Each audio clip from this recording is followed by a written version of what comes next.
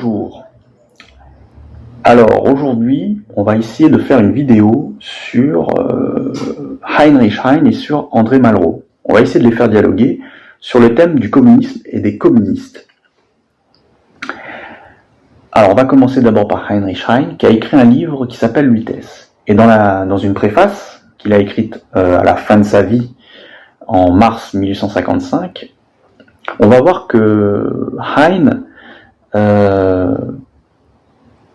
se sent obligé de se tourner vers les communistes parce qu'à de base il n'est pas spécialement favorable au communisme et aux communistes, mais il se rapproche d'eux au final parce que il sent que le nationalisme allemand monte de manière dangereuse et il sent bien que s'il y a quelque chose qu'on doit faire en ce moment pour combattre ce fléau, il faut se tourner vers les communistes.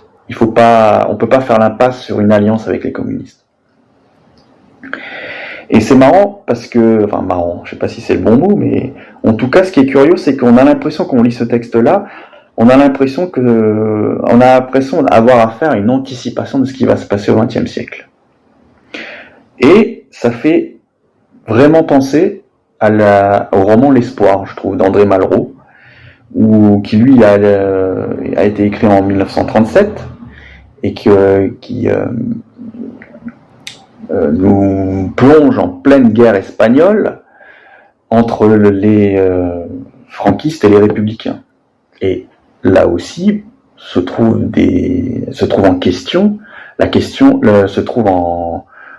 dans les discussions entre les personnages, se pose la question des communistes, de l'intervention des communistes.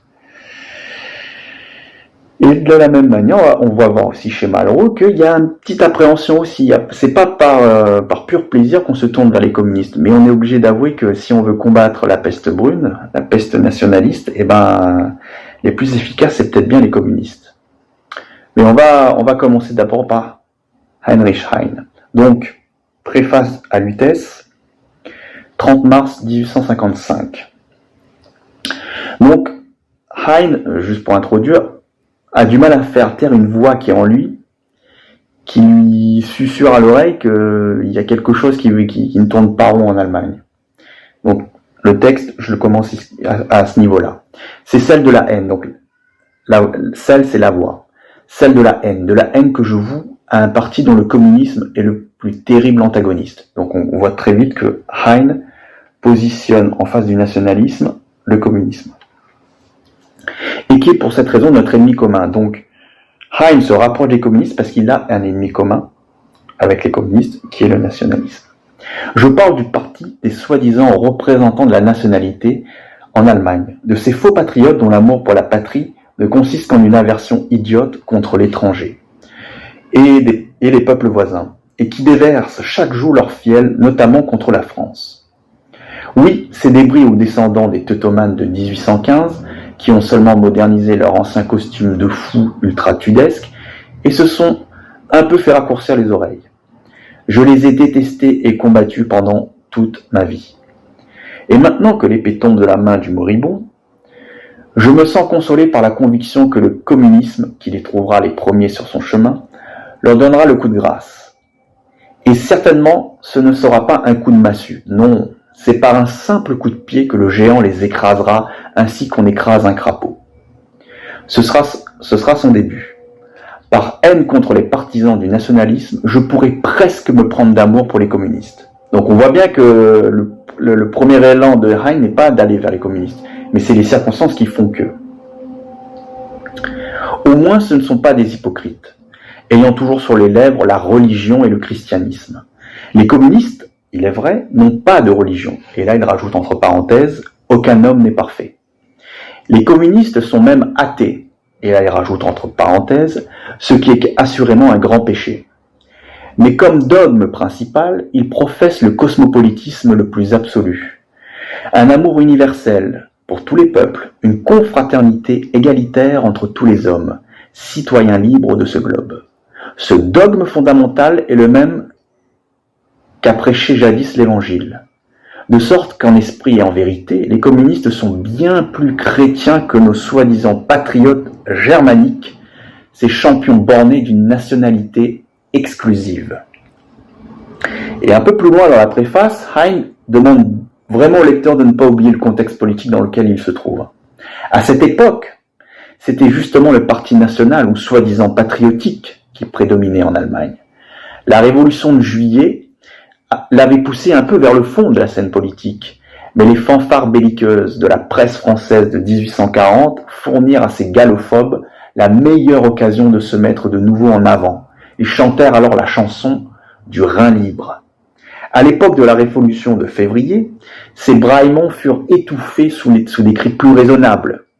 Mais ceux-ci durent bientôt après se taire à leur tour lorsqu'arriva la grande réaction européenne. Aujourd'hui, les nationalistes et toute la mauvaise queue de 1815 prédominent encore une fois en Allemagne. Et ils hurlent avec la permission de Monsieur le maire et des autres hautes autorités du pays. Hurlez toujours. Le jour viendra où le fatal coup de pied vous écrasera. Dans cette conviction, je puis sans inquiétude quitter ce monde. Donc voilà, on voit clairement l'inquiétude de Hein par rapport à cette montée du nationalisme en Allemagne, et même si le premier élan n'est pas d'aller vers les communistes, il se sent obligé d'aller vers les communistes parce qu'il sent que ce sont les meilleurs, les plus aptes à combattre le nationalisme allemand. Maintenant, voilà, on va faire un bond de 80 ans, on va aller en Espagne, donc, dans ce conflit entre républicains et franquistes. Et de la même manière, on va voir la même chose, c'est-à-dire qu'on va voir que les républicains vont faire face aux blancs, et pour combattre les blancs, rien de mieux que de s'allier avec les communistes. Et là, Malraux prête à un de ses personnages les paroles suivantes. « Tu comprends, dit le Négus, les communistes travaillent bien. Je peux travailler avec eux, mais les aimer, non. J'ai beau me battre les flancs, il n'y a rien à faire. » Donc on voit que c'est un petit peu contraint, mais on est obligé de faire avec les communistes. Un deuxième dialogue qui permet de voir, encore une fois, un peu qui traduit un peu la même idée. Garcia prit Magnien sous le bras. « Escali, demanda-t-il. Une balle explosive dans le pied, sur Teruel, perdra le pied. » Où en était-il politiquement ? Alors oui, de plus en plus anarchisant, de plus en plus sorélien. Sorélien, ça fait référence à Georges Sorel. Presque anticommuniste. Ce n'est pas au communisme qu'il s'oppose, c'est au parti. Dites donc, commandant, qu'est-ce que vous pensez des communistes ? Encore, pensa Garcia. Mon ami Guernico, répondit-il, il dit, ils ont toutes les vertus de l'action et celle-là seule. Mais en ce moment, c'est d'action qu'il s'agit. Donc, André Malraux, l'espoir. Donc, voilà, j'ai trouvé que les paroles de Hein trouvaient un écho avec les paroles de Malraux, quelque part. Voilà, donc, alors juste, je voulais finir cette vidéo avec un passage de ce livre de Michael Scott Christophersen, donc Les intellectuels contre la gauche, qui lui aussi évoque les communistes, et les communistes dans l'opinion publique, chez les Français notamment. Donc je vais lire le passage. En mai 1945, 56% des Français pensaient que l'URSS était la nation qui avait le plus contribué à la défaite de l'Allemagne en 1945. Immédiatement après la guerre, ils considéraient l'URSS plus favorablement que l'Europe du Nord et les pays anglo-saxons. Même si leur opinion sur l'URSS se dégrada considérablement après le déclenchement de la guerre froide, en 1947, leur perception de son rôle pendant la Seconde Guerre mondiale continue à différer de celle d'autres peuples 50 ans plus tard. En mai 1994, 25% des Français croyaient que l'URSS était la nation qui avait le plus contribué à la défaite nazie, contre 9% des Britanniques, 21% des Allemands et 11% des Américains. Donc, on voit quand même qu'entre 1945 et 1994, il y a une dégringolade de 56% à 25%. Alors, qu'est-ce qui s'est passé entre les deux ? On est passé du chef d'État régalien Charles de Gaulle au VRP cocaïné Emmanuel Macron. Entre les deux, il y a eu le plan Marshall, il y a eu la chute du mur, il y a eu le déclin du PCF. On est passé du Conseil national de résistance à l'atlantisme. Voilà. Donc maintenant, je vous laisse un petit peu méditer tout ce que j'ai essayé de soulever là dans cette vidéo, et puis je vous dis à la prochaine fois.